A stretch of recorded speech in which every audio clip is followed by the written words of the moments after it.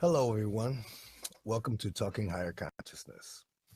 I am your host, Jericho Spitz, and I welcome you to embark on this journey with me of dialogue about higher consciousness. This conversation is going to include a million topics. Maybe not a million, but a lot. And some of these topics are going to be things that I want to discuss publicly. And I would also uh, recommend anyone having any topics that you want discussed on the show to DM me, put it in the comments over here. But basically, get your thoughts out here. Let us know what we would like to discuss, and we'll get to each topic as we go through the shows. I'm gonna try to my best to do this every single week as time allows.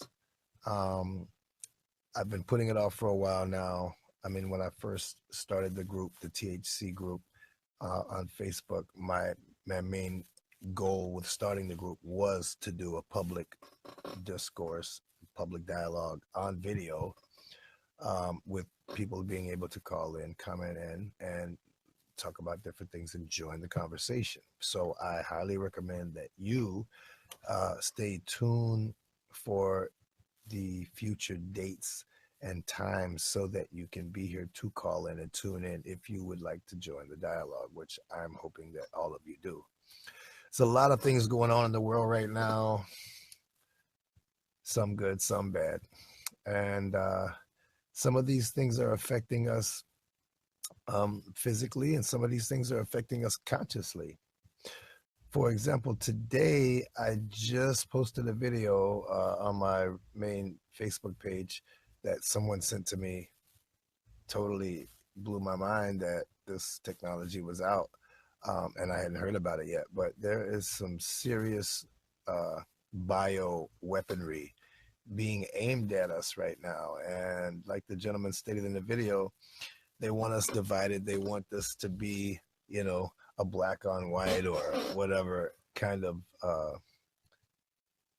issue, but it's not. It's not black against white. It's us against them, meaning the elite, the powers that be, the institutional infrastructure that attacks us in so many ways, electronically, biologically, spiritually. I mean, like, so many holy scriptures say, there are principalities involved here, and it would behoove us all to be aware of how we're being attacked.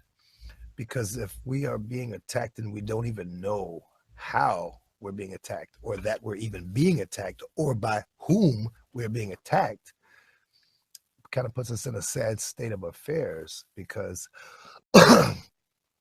without that knowledge, there would be no way to overcome this attack. And when the attack is being perpetrated against your consciousness, then we have a problem here.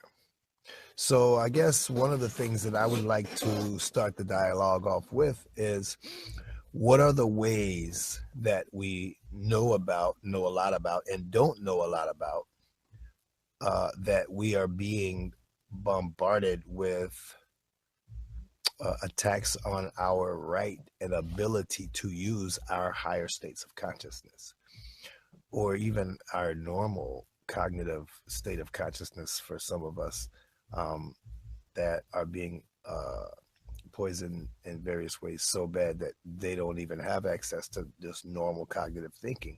There's so many people on pharmaceuticals right now that are directed at making them normal.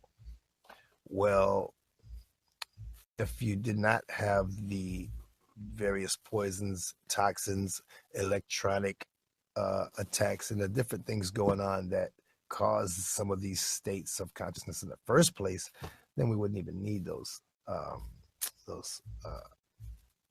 anxiety pills and things of that nature. So, hi Monique, I see you just joined in. I'm so glad to have you here. Waiting on a few more people to join in, and any questions that come up, I definitely will be talking about it. Well, this will be posted. It's live right now, but this will be, remain in the group so people can always go back and watch it. So regardless of whether anyone shows up and joins the dialogue right now, I definitely will continue to discourse on some things that have been on my mind that I would like to bring to public attention. Most of the people in this group, if not all, are on a search for higher consciousness, or you wouldn't have added yourself to the group or remained in the group if someone else added you. So just the fact that you are here lets me know that we're all in the same boat, searching for higher consciousness. Um, let's start off with my story, so that everyone watching this show can get an idea of who the host of the show is and what provoked me to embark on this journey with you guys in the first place. I spent much of my life reading. I started reading very, very early, and my mother, April, had a vast library of a lot of scientific, a lot of historic information, a lot of esoteric information that she never barred me from having access to. She never barred any of me or my siblings from having access to. I took it upon myself to indulge in that library quite a bit as a child. And I'd say by age 10, I probably read more books than a lot of adults read. Because statistics show that most people don't read books after they get out of high school or college, or maybe, a book a year or something of that nature. Whereas I just had this really fervent enthusiasm for reading and gaining knowledge and trying to understand the world, because I came up in poverty and I didn't really understand why this benevolent God that was being shoved down my throat would allow me to have such a bleak existence starting out in the world. And religion just never answered my questions. And I never had a spiritual or mystical, if you will, experience until I was 30 years old. So up until 30 years old, I considered, now looking back, I consider myself to be very, very unconscious with regard to spiritual education up until I was about 30 years old. And that's when I first had an out-of-body experience. It was DMT related, dimethyltryptamine, which is a topic we're definitely going to be talking a lot about. That experience showed me for the first time that I am actually not my body, that I'm actually a consciousness, a point in consciousness that can exist in different dimensions. And when I first realized that I'm not my body, my first thought was, well, what the hell am I? What the hell are we? So I began studying, I began researching, and I began experimenting with dimethyltryptamine. And I began reading and soaking up everything I could get about it, everything I could find out about it online. I mean, literally, I spent about 3 months researching DMT before I tried it at around age 30. A friend put it in my hand and said, hey, you know what? I tried this. It's too much for me, but I think that this will work for you. You need this. I feel like I was moved by a spirit to give it to you. Here you go. It's yours, free of charge. Just trust me. Go Google this. So I did, because when I first looked at it, I'm looking at a vial of what to me looked like crack cocaine. And I have never smoked crack cocaine and never will smoke crack cocaine. So my first thought was, hey, I'm not smoking any crack. You can kind of have this back. And he's like, no, trust me, just Google it. Go Google DMT. Go Google dimethyltryptamine. Go and watch DMT, the Spirit Molecule, this documentary by Dr. Rick Strassman, hosted by Joe Rogan. I watched it, and I wasn't probably 5 minutes, 10 minutes into the documentary before I realized that I was going to do this, that I had been searching for this my whole life. But at the same time, I also realized that, hi, Vicky. I also realized that I was not ready to do it yet. I knew that I had a lot of purifying of my heart to do, and I needed to remove a lot of the programming, negative programming that would probably give me a pretty bad experience on it. So I spent 3 months reading, educating myself on DMT, purifying myself as best I could, purifying my heart, trying to get all the fear and greed and just negative emotional states that I do not want to reside in. I tried my best to remove as much of that as possible. And then one day I just knew I was ready and I did it. And when I did it, like I said, I first realized that I'm not my body. And when I realized I'm not my body, I had to ask myself, well, what the hell am I? And what we are is what I am is more powerful and profound than anything I ever could have imagined prior to having that first DMT experience. So, being the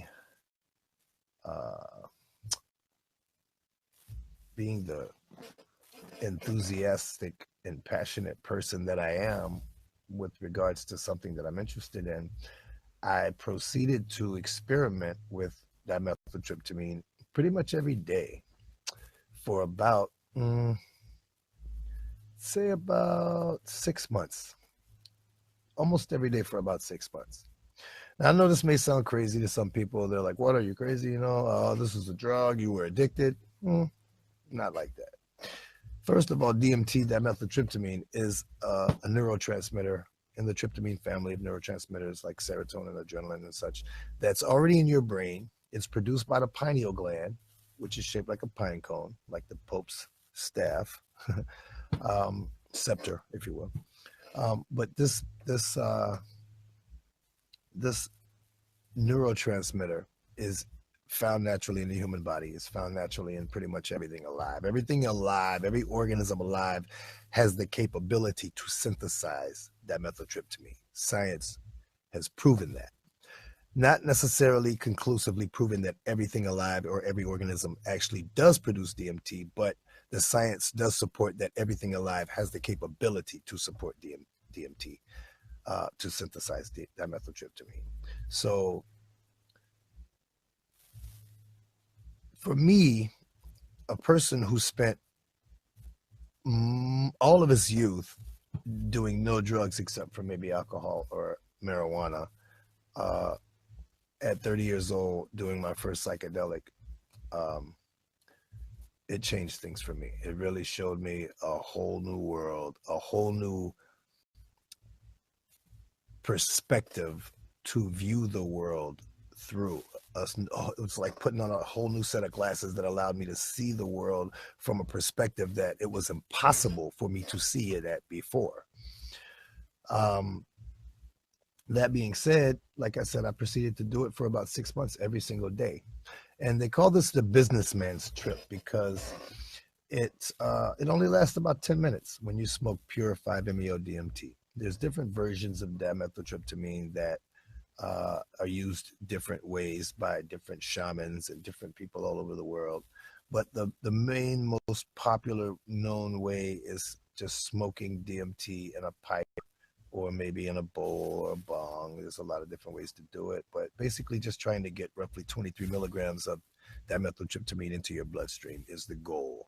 And when you do that, roughly that amount for most people, what you're doing is you're allowing your consciousness to disconnect from your body.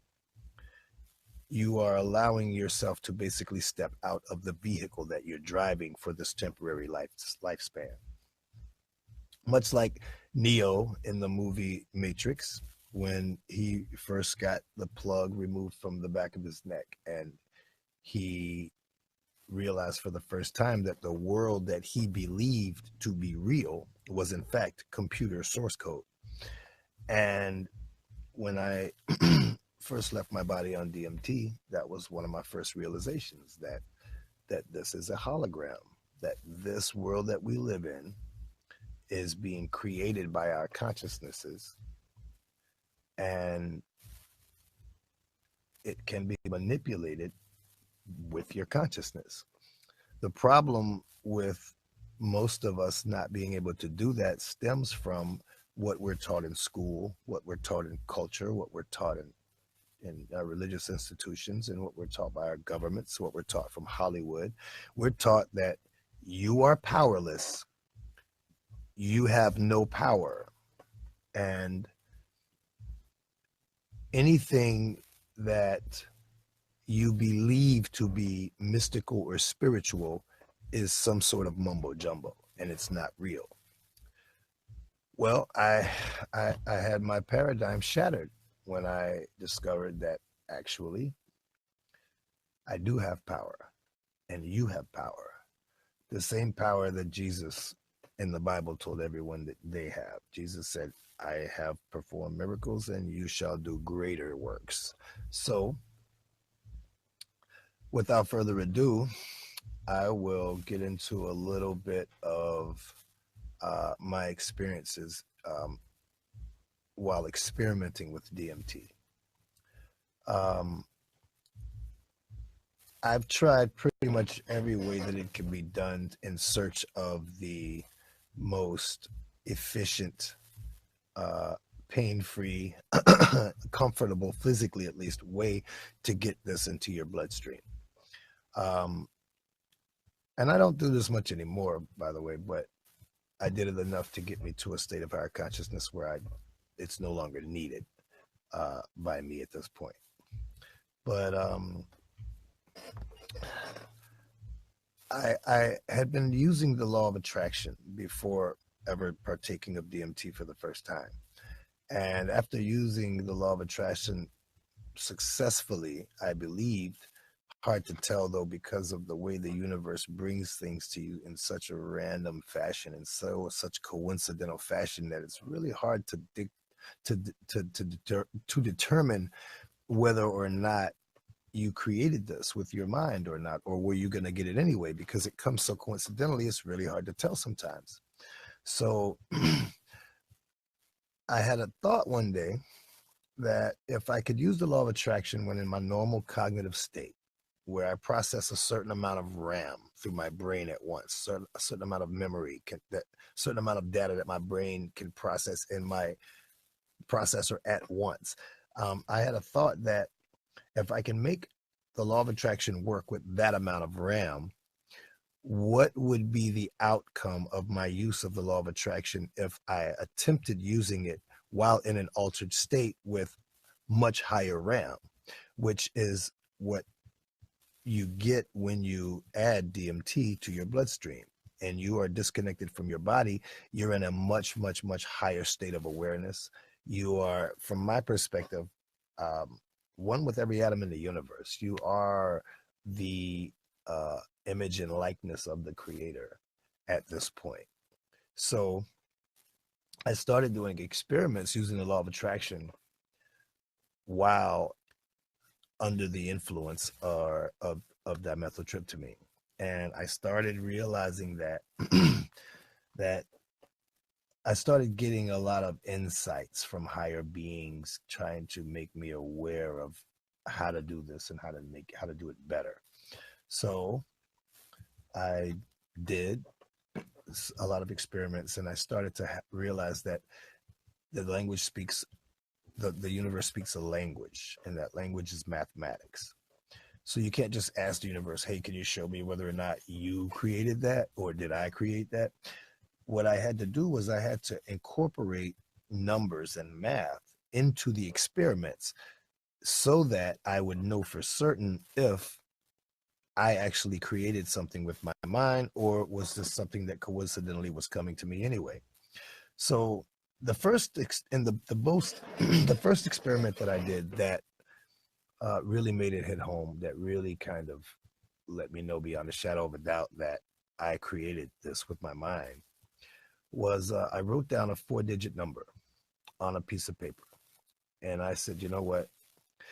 If I can make this exact 4-digit number come to me quickly, and it was a dollar amount. It's actually the only time I've ever used DMT and being in that state and using the law of attraction on it for money purposes. I don't really feel greed, and I don't use magic to create money. So I was just wanting to get that out of the way right now because I feel like that can be a very negative thing for people and can bring you some pretty bad karma if you do misuse that. So um, please be careful with anything you attempt based on what I'm talking about here, because some of these things definitely need to be respected. And when you're using the law of attraction and you don't use it with the proper reverence and respect, you can create some really bad karma for yourself, bad karma for your kids and your lineage, even depending on, you know, how greedy you get. So don't be greedy with law of attraction. Take what you need, leave it at that. Anyway, so I wrote down this 4-digit number and I used the law of attraction.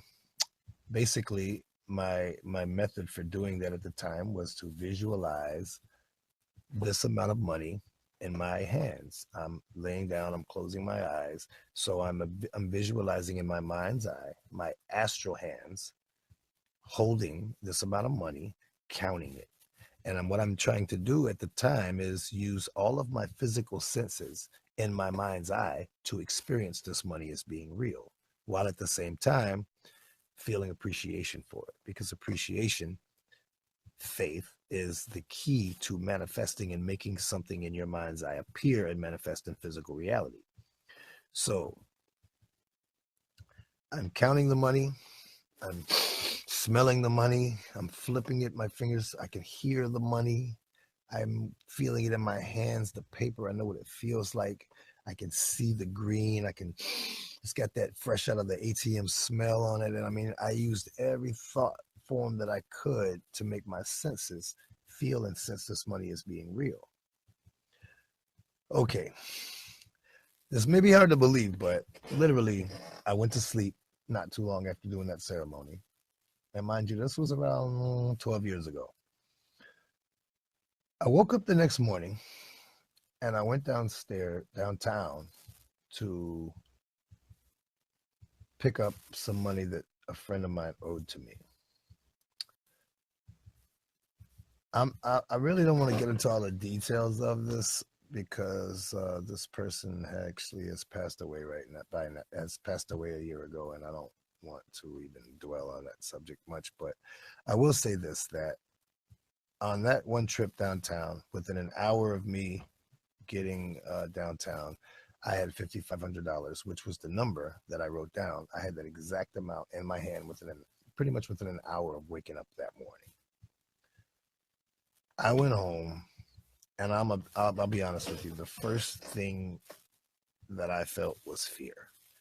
I got kind of scared because that was some pretty profound activity in my life. And even though I had used the law of attraction before and I made things happen, and I'm pretty sure these things were caused by my thoughts, I had no way to be scientifically sure. It wasn't until adding math to the situation that the universe was allowed to speak to me in its language and say, hey, I did this, or you did this, speaking to me. So I was scared of using the law of attraction at that point because I realized that I still had greed in my heart at the time, and I had read a lot about how abusing the law of attraction could lead to bad karma, and I didn't want to do that. I don't want to produce a negative future for myself by being greedy. So I fell back from doing, money. I didn't do any more experiments that involved money or that could be interpreted by karma as greed on my part in any way whatsoever. And I haven't since, but I have been able to use the law of attraction to help people and to basically just have a healthy, safe, and happy existence in general, despite being a major part of the party scene in Chicago, out downtown, popping bottles around a whole lot of negative energy, just, low vibrational, rather, energy, with around a lot of people on alcohol and various drugs. For years and years and years, I did this, as a recording artist. It was kind of what I thought I needed to do and where I needed to be in order to get recognition as an artist. So over the years, I have heightened my education with regard to these altered states and to higher consciousness in general and to the law of attraction to get to a point where today I see the mountain of information that I'm attempting to gain, because the more I learn, the more I realize I need to learn more. I need to learn more. I have so much growing to do, don't we all? But I do appreciate the state of awareness that I have today.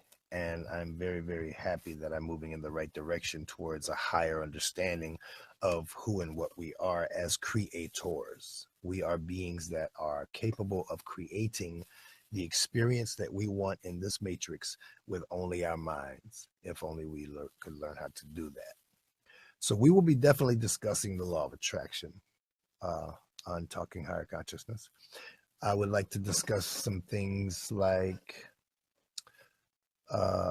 psychedelics, how they might be used to attain higher consciousness, how they should not be misused and why, how they can open you up psychically. And if you don't know how to protect yourself, there's various entities that are able to attach to you, some more powerful than others, some more intelligent than others, and some able to harm you and are able to manifest physically as various sicknesses and disease, even accident or injury. So learning how to protect yourself against these kinds of things while exploring the astral plane is a must. It's very, very recommended, and it's very, very unwise to attempt this kind of experimentation without any education on how to protect yourself. Just trust me on this one. Anybody that needs any shamanic advice with regards to higher states of consciousness, or with regards to how to protect yourself while in higher states of consciousness, feel free to DM me, or you can call me. I will be opening the phone line up on the next episode so that people can call in and we can get live questions. And I'd like to make this dialogue not about me. I'd like to make this dialogue about us and how we can all help each other to gain higher consciousness. So that being said, I wanted to just kind of give a background on my my journey towards higher consciousness myself. If anyone can gain from my story or my experiences or my testimony, then I'm hoping if it makes one person's life better or makes one person's journey easier, then I feel like I'm doing something good and I'm doing my job here, which is what I want to do as an artist in the first place, is just raise people's awareness. So thank you, Monique and Vicky, for joining in. And I think Shannon and Mimi, I saw y'all get down to, I'm not sure if anybody's still watching. Wait a minute, who's that? Oh yeah, there is still one viewer. If anybody has any subjects that they'd like to kind of get a dialogue going on, feel free to message or put it in the comments. And I will be jumping on Facebook Live in the THC group as often as I possibly can to catch people at various times, because we don't all share the same schedules, and some people can do this at midnight, some people can do it at noon, and I think I'm just going to go without a schedule for now. When I know that I can schedule an episode, I will post in the group when we will go live, but do expect to be seeing me pop up with a live broadcast whenever I possibly can, and it will be random when something's on my mind that I feel like we need to discuss publicly. If something new happens in the media, something that I feel like might need to be brought to everyone's attention, especially if it's something that regards, higher consciousness, because there's a lot going on in the world, but all of it isn't really related to higher consciousness. And I would kind of like to keep the dialogue in this group at least loosely related to higher consciousness. So anyone in the group, that wants to be an admin of this group and help out with either the group, moderating the group, or anyone that wants to help out with the actual production of this segment, I would, you're welcome to give me a DM or a call at 312-834-3420. And I'd like to know how you might be able to help, and we can discuss, ways that can help us out. So, without further ado, I will close out this first episode with my new song. It's called Loving Living, because living your life is the only way to create the life that you want. And I woke up the other morning and I had Bob Marley pretty much in my head, and inspired me to write this song. So I'm going to let you guys hear it.